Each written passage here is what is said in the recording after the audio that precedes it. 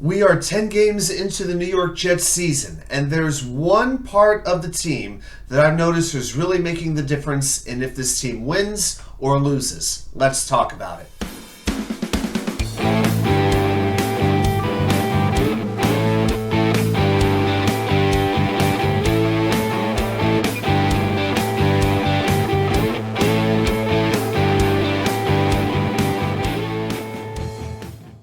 Well.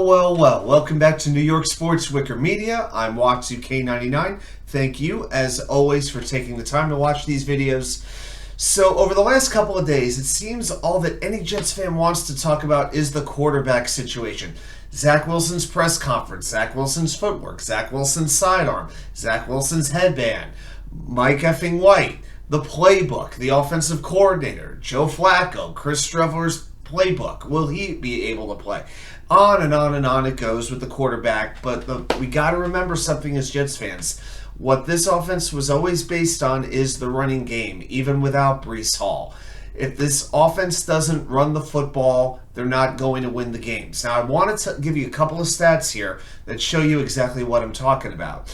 In the Jets' 10 games, they're 6-0 when they score at least one rushing touchdown. 6-0. When they don't score a rushing touchdown, 0-4. It doesn't get much more straightforward than that. But you might say, well, that's touchdowns, but what about the yardage during a game? Well, I'll give you their rushing yards per game.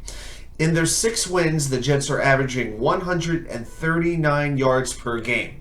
Fantastic. When they lose in their 4 losses, they're averaging just 67 yards per game. And they totaled, I believe it was 110 yards in 2 games against New England. It was nothing short of terrible. So here's what I'm going to say. The quarterback obviously has to be efficient and can't make mistakes, but the quarterback just has to be competent.